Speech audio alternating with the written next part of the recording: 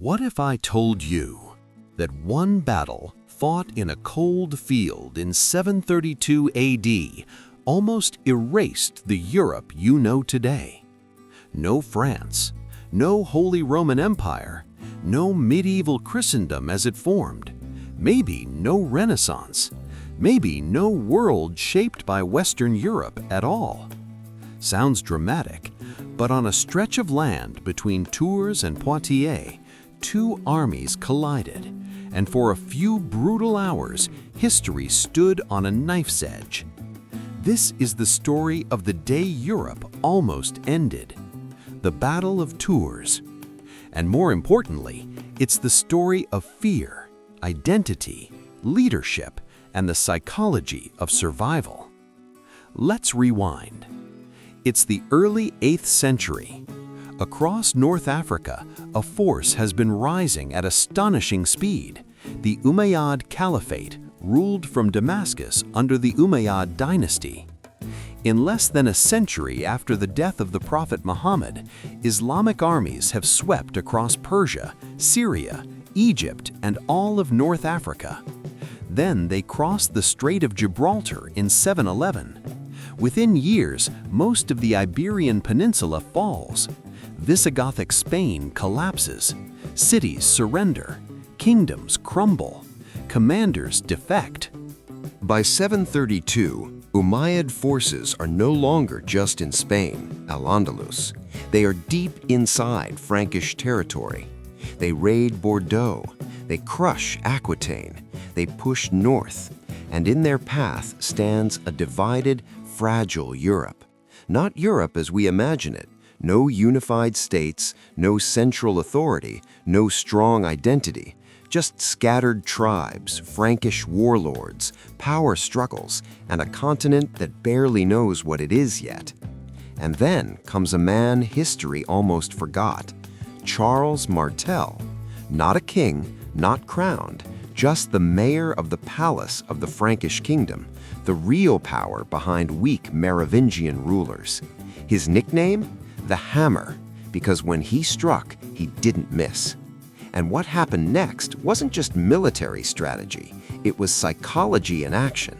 Fear as a unifying force.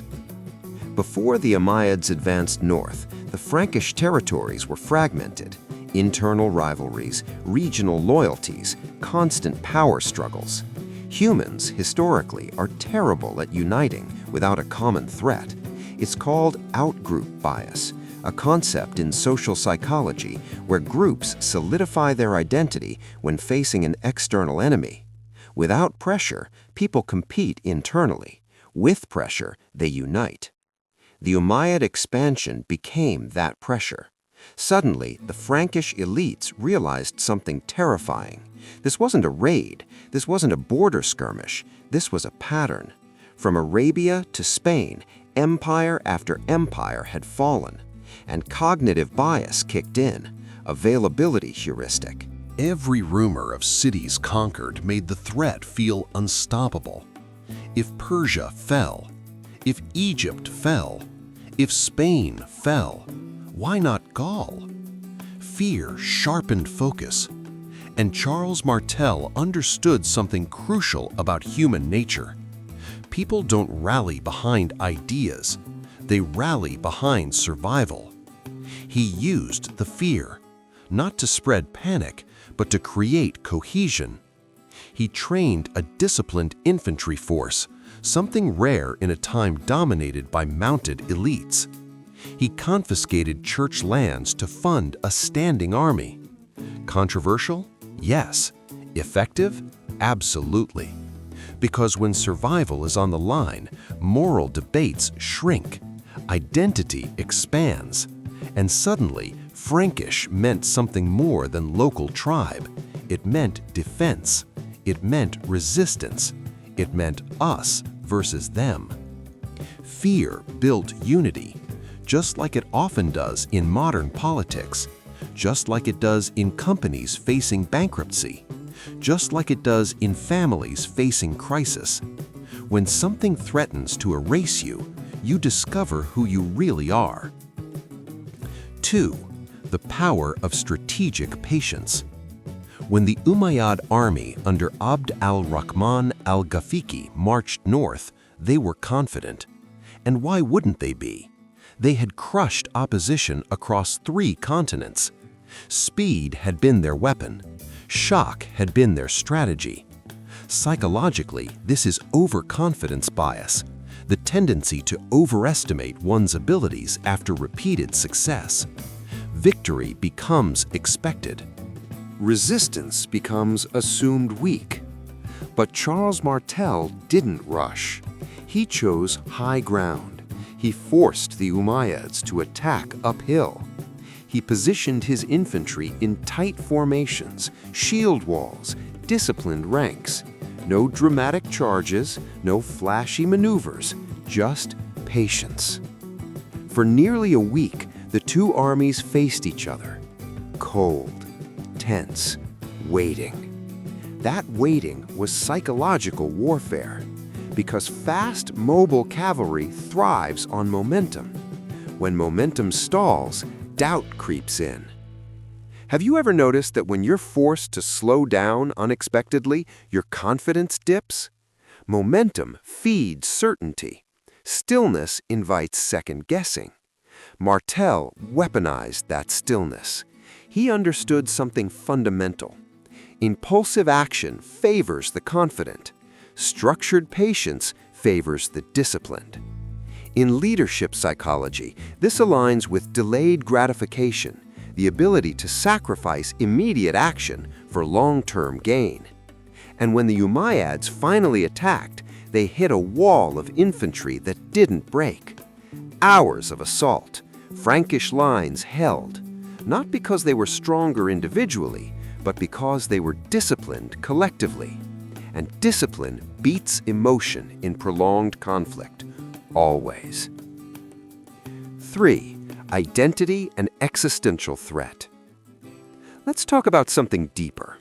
This battle wasn't framed as just territory. It became symbolic, religion, civilization, the future. Even if modern historians debate how decisive the battle truly was, psychologically, it became a myth of preservation, and myths shape identity. When Abd al-Rahman was killed during the fighting, the Umayyad forces withdrew overnight. They didn't collapse completely. They retreated to Iberia. But the psychological shift was massive. For the first time in decades, the unstoppable advance had stopped. That matters, because humans rely heavily on narrative framing. When something seems inevitable, resistance weakens. When inevitability breaks, morale surges. Think about learned helplessness, when repeated failure convinces individuals or groups that resistance is pointless. Europe could have slipped into that mindset. If no one else stopped them, how can we? But Tours shattered inevitability. It sent a message: they can be stopped, and that belief changes everything. Belief is a strategic weapon. Charles Martel didn't just win a field, he interrupted a narrative, and interrupting a narrative can redirect centuries. 4. Leadership without a crown. Charles Martel was never king, but he acted like one. He understood power dynamics. He built loyalty through land redistribution to warriors. He strengthened central authority. He prioritized military readiness over ceremonial rule. Psychologically, this is high conscientiousness paired with strategic dominance, traits common in transformational leaders. He didn't need a title, he needed results. And after Tours, his legitimacy skyrocketed. Success legitimizes authority more than inheritance ever can. His grandson, Charlemagne, crowned Emperor of the Romans in 800 AD by the Pope, the foundation of what would become the Holy Roman Empire. And that chain traces back to 732, because without Tours, the Carolingian dynasty may never have consolidated power. Leadership isn't about crowns, it's about timing, and Martel's timing changed Europe's trajectory. Before we move on, don't forget to kindly click on the like button and also leave a comment, share, and subscribe to help the channel grow. 5. The myth versus the reality. Now, here's where we step back. Some historians argue the Umayyads weren't planning permanent conquest beyond certain regions, that this was a raid, that expansion north may not have continued indefinitely. History is rarely simple, but perception shapes reality more than intent does. To the Franks, this felt existential, and perceived existential threats trigger maximum mobilization, just like during the Cold War, just like during pandemics. When people believe their way of life is at risk, they reorganize their entire social structure. The Battle of Tours became a symbol of defense of Christendom.